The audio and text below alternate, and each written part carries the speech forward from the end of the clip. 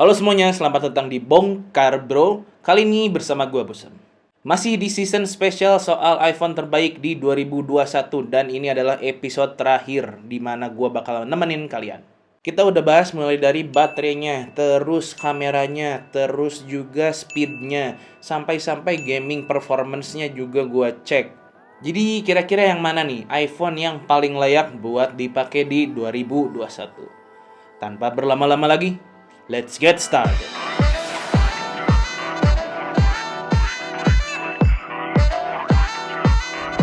Di video ini gue lebih pengen nge-recap aja sih dari episode-episode sebelumnya.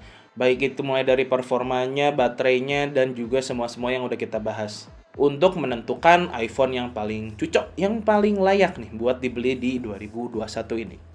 Pertama, kita recap dulu deh spesifikasi dari iPhone yang bakal dibahas dalam video ini. iPhone 7 dan 7 Plus ini dirilis pada tahun yang sama di 2016 dengan menggunakan chipset A10 Fusion.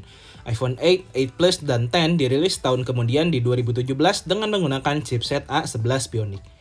Kemudian di tahun 2018, iPhone XR hadir dengan chipset A12 Bionic, dan di 2019, iPhone 11 hadir disusul dengan iPhone SE juga di 2020 beberapa bulan setelahnya dengan memiliki chipset A13 Bionic. Nah, kalau ngomongin soal chipset nih, biasanya tuh ini akan berpengaruh besar terhadap performa.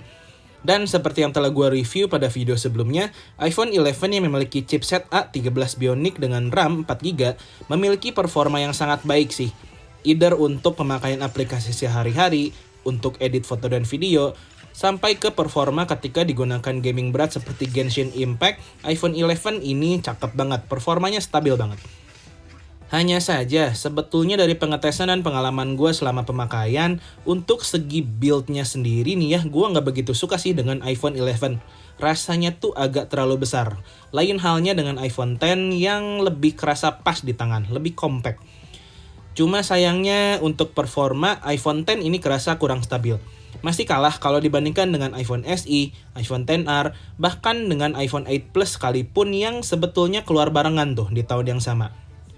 Meskipun kalau dari segi display sih buat Netflix nih ya misalnya, iPhone X ini memang lebih unggul sih karena dia screen-nya mendukung HDR display.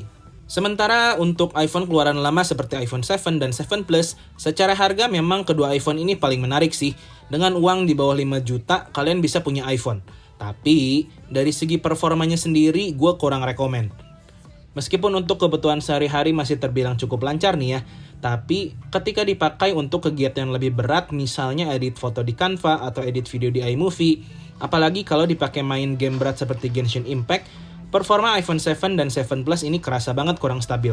Beberapa kali gue mengalami force close aplikasi ketika ngedit di Canva, dan ketika main Genshin Impact pun ini seringkali mengalami frame drop. Meskipun sebetulnya ketika dipakai untuk main game yang lebih ringan seperti Mobile Legends, Free Fire, dan juga PUBG Mobile ini masih cukup stabil sih. Nah, untuk lengkapnya kalau kalian penasaran, kalian bisa klik info card di sebelah kanan atas layar kalian. So, kalau teman-teman lagi cari iPhone dengan prioritas utama dari segi performa, sudah pasti gue sangat menyarankan iPhone 11. Atau minimal di iPhone 8 Plus deh, yang lebih budget. Oh iya, gue hampir lupa nih.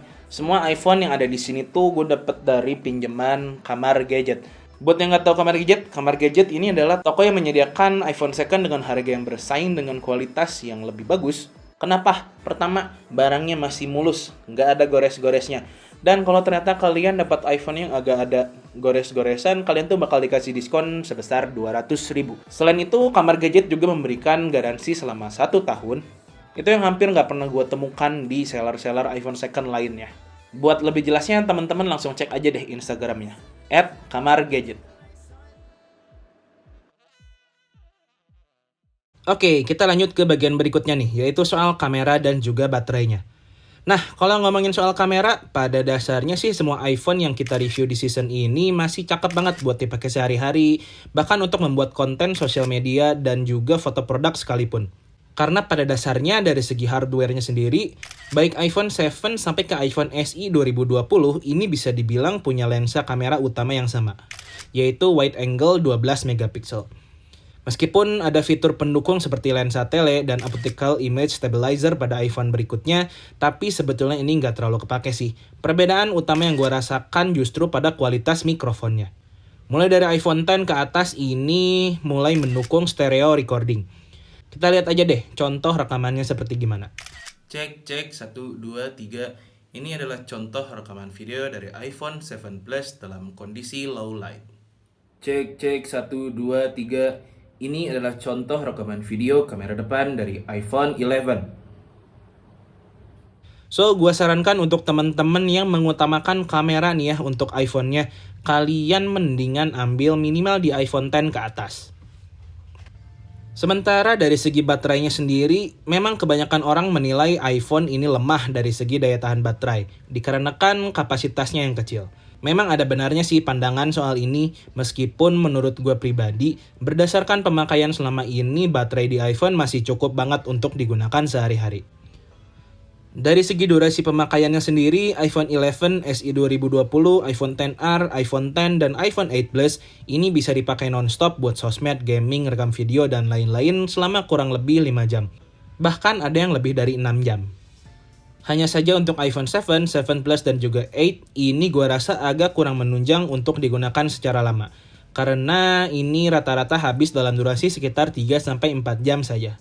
Selain itu, untuk pengisian dayanya sendiri nih ya, untuk 7 dan 7 Plus menurut gue ini kurang rekomen karena dia belum mendukung fast charging. Maksimum watt inputnya tuh cuma di 10 watt. Sementara sekarang kan biasanya demand-nya tuh di sekitar 30 watt atau minimal 18 watt lah. So, sampai di sini bisa disimpulkan kalau untuk performa yang paling rekomen minimal adalah iPhone 8 Plus. Kalau kalian mengutamakan kamera, minimal di iPhone X. Dan kalau kalian mengutamakan baterai, minimal ambil di iPhone SE 2020. Tapi tunggu dulu.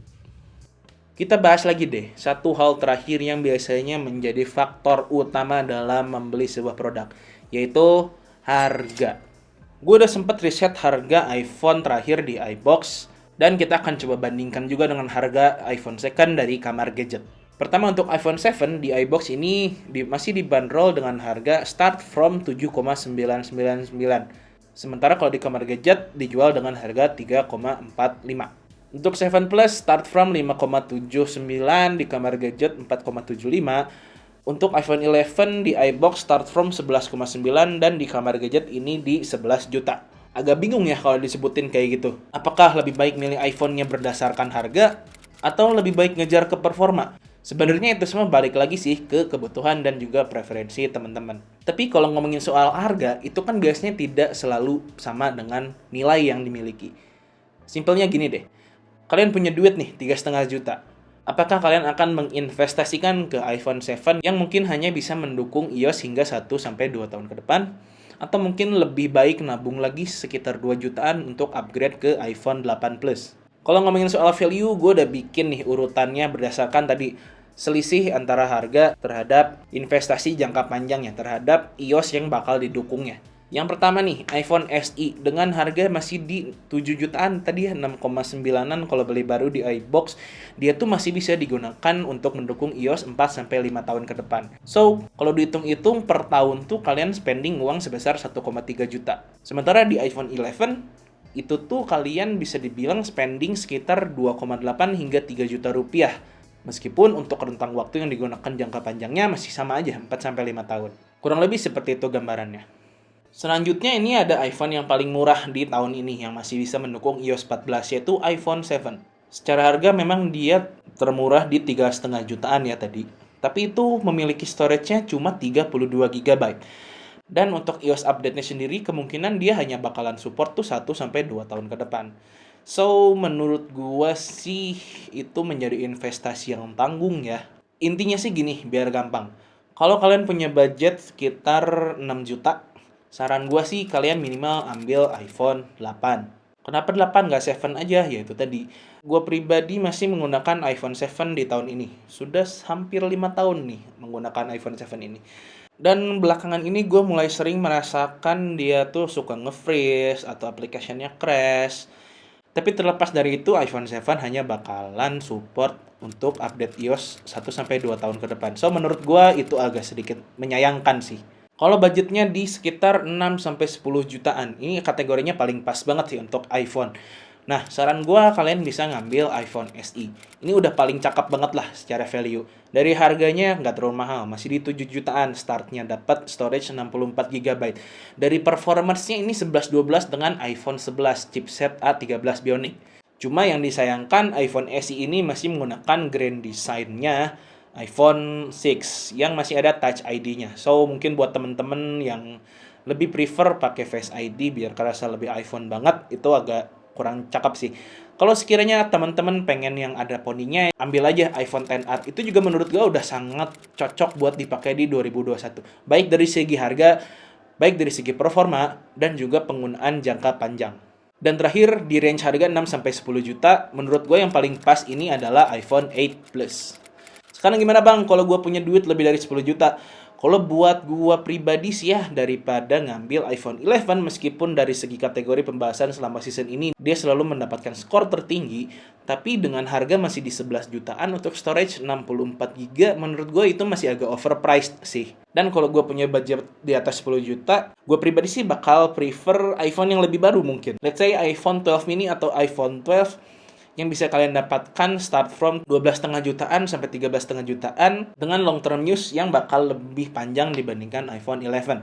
Meskipun nih ya, kalau menurut gue pribadi sebaiknya teman-teman nungguin di bulan April deh untuk membeli iPhone. Karena gue denger Apple ini bakal ngeluarin seri 12s atau mungkin seri SE3, gue nggak tahu lah. Intinya dengan keluarnya iPhone baru biasanya itu bakal menurunkan juga harga di iPhone sebelumnya. So, kesimpulannya, dari 8 iPhone yang ada di sini, meskipun iPhone 11 ini memiliki skor tertinggi di dalam segala bidang, tapi menurut gue pribadi sih dia kurang worth it ya. Mending kalian upgrade ke yang lebih baru deh. Jadi untuk the most valuable iPhone atau iPhone yang paling layak buat dipakai di 2021, menurut gue pribadi yang pertama ini adalah iPhone SE, yang keduanya ini adalah iPhone XR. Dan terakhir ini adalah iPhone 8. Melihat dari segi harga dan juga performa dan juga untuk pemakaian jangka panjangnya. So, sekian dulu untuk video kali ini. Terima kasih banyak sudah menonton. Mudah-mudahan informasi dalam video ini bisa membantu teman-teman sekalian. Gue Busem, and until next time, stay humble and positive.